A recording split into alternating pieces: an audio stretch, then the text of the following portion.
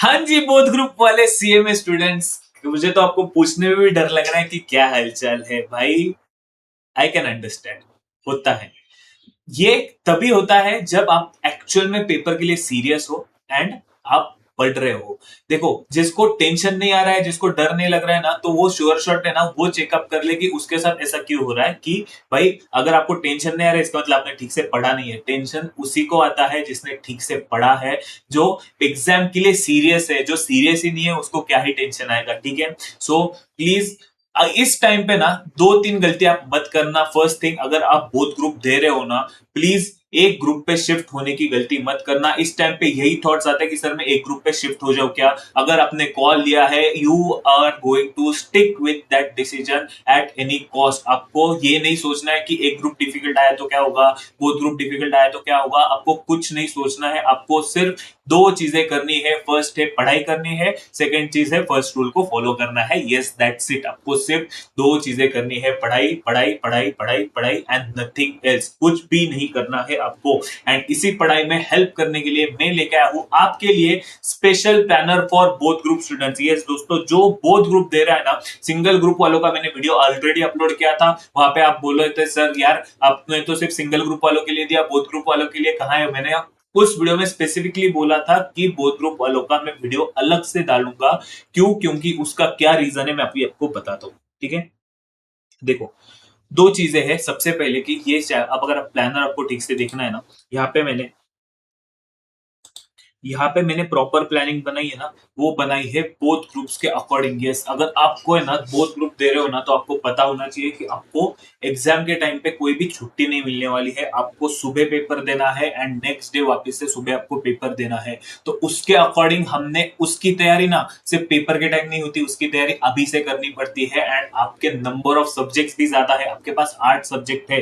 So accordingly आपने कैसी revision करनी चाहिए, आपके पास हर एक सब्जेक्ट को पढ़ने का टाइम कम है। फिर भी मैंने ये प्लानर बनाया ना, ये बनाया मैंने अराउंड 12 आवर्स के, 12 टू 12.5 आवर्स के अराउंड पर। आपने प्लीज, आपको अगर पास होना है ना, अगर आपने डेली बेसिस पे सिर्फ एक दो घंटा भी पढ़ लिया ना एक्स्ट्रा लास्ट के 30 डेज में, सो एक दो घंटा भी पढ़े, मतलब अगर एक काम करो 1.5 घंटा भी पढ़ लिया ना एक्स्ट्रा, तो इसका मतलब क्या हुआ, आपको मिले extra 45 days, sorry 45 hours. And 45 hours मतलब कितने ज्यादा दिन हो गए, ऑलमोस्ट आपके 5 दिन की पढ़ाई एक्स्ट्रा हो जाएगी यहाँ पे, 4-5 दिन की। सो ये कैलकुलेशन आपको रखना है। आपको डेली बेसिस एक दो घंटा एक्स्ट्रा पुश करना है। आप बोथ ग्रुप दे रहे हो ना, आपको एग्जाम के बाद डायरेक्टली डिग्री मिलने वाली है। आपको वापस से ये एग्जाम के झमेले में नहीं पड़ना है, तो उसके लिए आपको एक्स्ट्रा एक दो घंटे निकालना ही पड़ेगा। सिंपल कैलकुलेशन है, मैं नहीं बता रहा हूँ आपको कि आपको एक्स्ट्रा कितने घंटे लगा रहे, बट आप ही कैलकुलेट करो। अगर आपने 1 घंटा का एक्स्ट्रा निकाला ना लास्ट 30 डेज में, मतलब आपको 30 घंटा एक्स्ट्रा मिले। अपने 2 घंटे निकाले ना, आपको लास्ट के 60 आवर्स एक्स्ट्रा मिले। यार 60 आवर्स में तो पूरा सिलेबस कवर होता है यार। कुछ कुछ चैप्टर, कुछ कुछ सब्जेक्ट के तो क्लासेस, फास्टर क्लासेस भी खत्म हो सकते हैं अगर 60 आवर्स को ठीक से यूटिलाइज करोगे तो। सो इसी कैलकुलेशन के साथ सर प्लीज ये प्लानर को बहुत ज्यादा सीरियसली लेना। ये प्लानर बनाते टाइम मैंने बहुत ज्यादा इसमें मेहनत की है, ना कि मैंने इसको सिर्फ रैंडम कैलकुलेशन के टाइम देखा है। अगर आप सिंगल ग्रुप के साथ इसको कंपेयर करोगे ना, तो आपको सिर्फ दिखेगा डिफरेंस क्या है। यहाँ पे सर डेज में डिफरेंस दिया है आपने, और यहाँ पे आपने आवर्स में डिफरेंस दिया है, बट ऐसे रैंडम कैलकुलेशन के साथ नहीं दिया है मैंने आपको। ये भी मैं बात बताता हूँ। ये अगर आपने देखो बोथ ग्रुप बाकी है आपके, सो आपने अकॉर्डिंगली पहली क्लासेस वगैरह सब खत्म कर ही ली रहेगी, सब कुछ खत्म कर लिया रहेगा।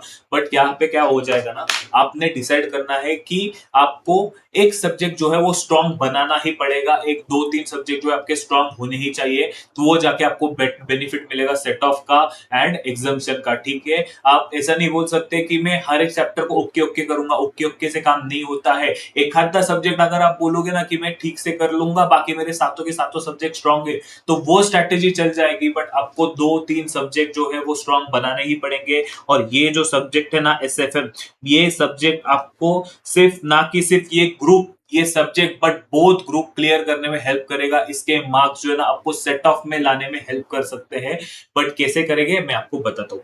फर्स्ट थिंग है कि यहाँ पे मैंने ना 3 डेज प्लानर और 1.5 डे प्लानर दिया है। क्यों? क्योंकि आपके पास ऑब्वियसली डेज बहुत ज्यादा कम बचे हैं। आपको 8 लास्ट के 30 डेज में 8 सब्जेक्ट की रिवीजन करनी ही करनी है। एंड ऑन एन एवरेज आपको 1 से 2 रिवीजन तो होनी ही चाहिए। जो सब्जेक्ट आपको स्ट्रॉन्ग करना है ना, उसकी 2 रिवीजन तो होनी ही चाहिए। एंड एक सब्जेक्ट अगर आपका पहले से ही बहुत अच्छे अच्छे से हुआ है तो उसकी एक रिवीजन करोगे तो भी चल जाएगा।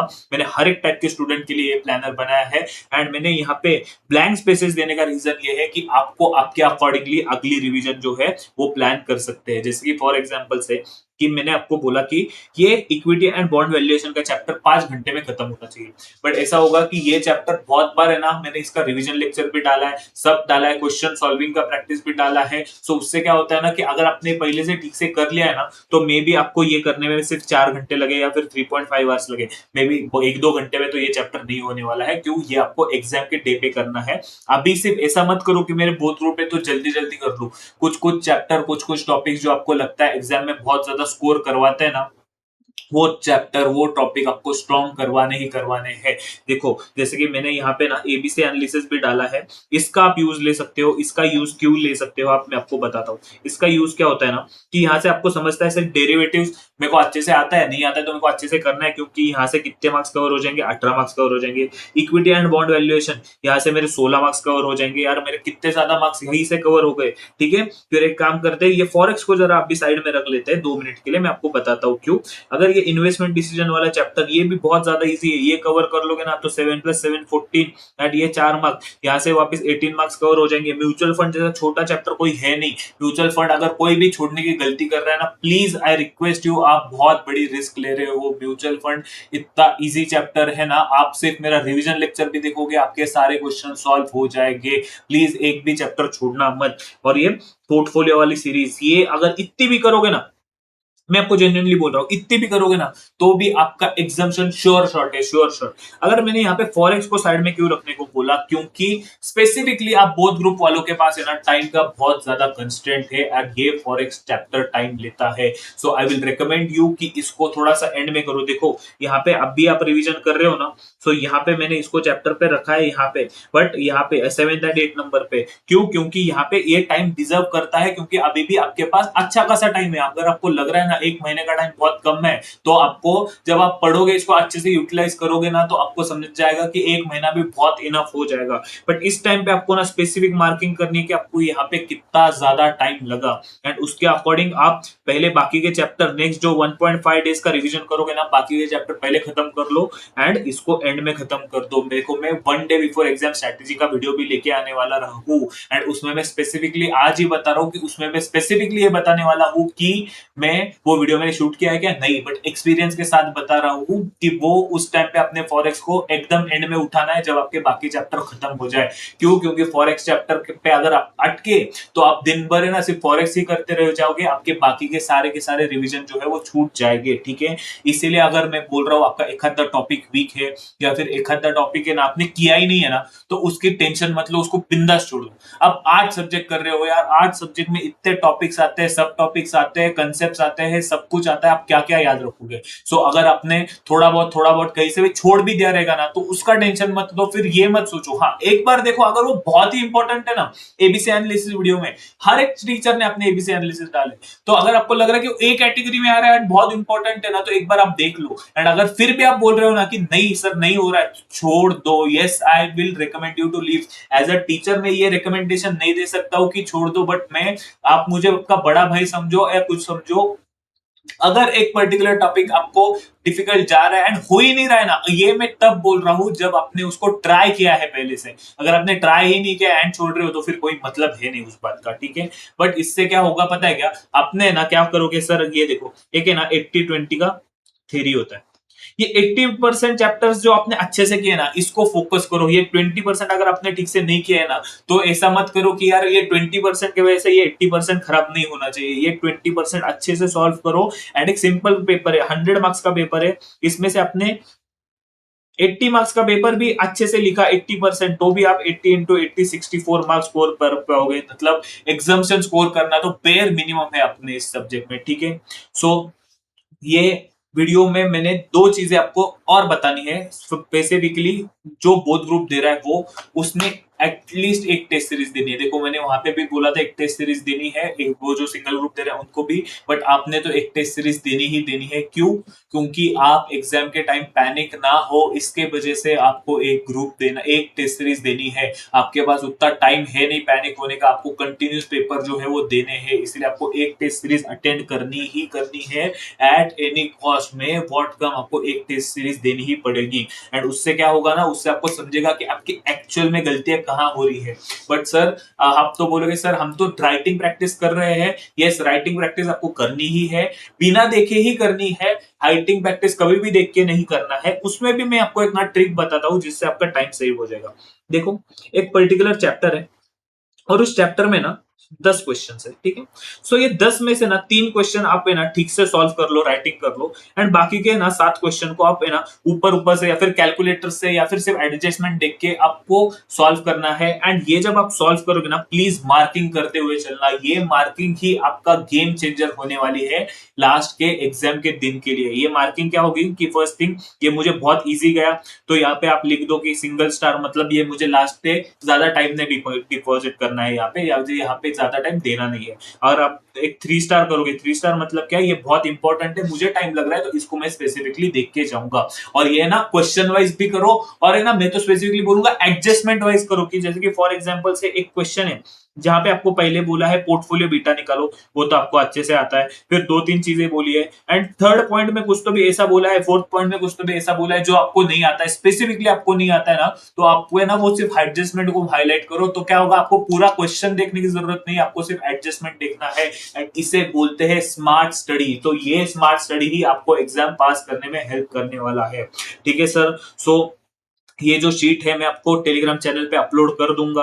यहाँ पे अगर आपने, मैंने अगर एक बार बताया है या पता याद नहीं आ रहा है मेरे को, एक बार बता दूं कि ये जो आर्स है ये टेंटेटिव आर्स है, मे भी हो सकता है आपको इससे एक हाथ दूसरा आर्स ऊपर नीचे लगे, बट आपको स्टिक रहना है। ऐसा ना हो कि ये 6-4 घंटा रखा है और आप 12 घंटे लगा रहे हो, तो फिर बहुत इनएफिशिएंट वे में आप पढ़ाई कर रहे हो।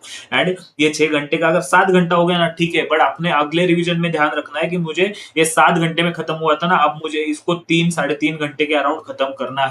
तब जाके आप एग्जाम के 1 डे में इसको पास कर पाओगे, एंड लास्ट का 1 मंथ में आप डिग्री लेके ही निकलोगे। आप प्लीज नीचे कमेंट करिएगा, I will clear my exam in this attempt. मैं इस अटेम्प्ट में सीए में बनूंगा ही बनूंगा। अगर ये कमेंट करो, उससे क्या होगा, आपकी ऑटोमेटिकली कमिटमेंट बढ़ेगी। जब आपकी कमिटमेंट बढ़ेगी ना, आपका ऑटोमेटिकली एफर्ट्स बढ़ेगा।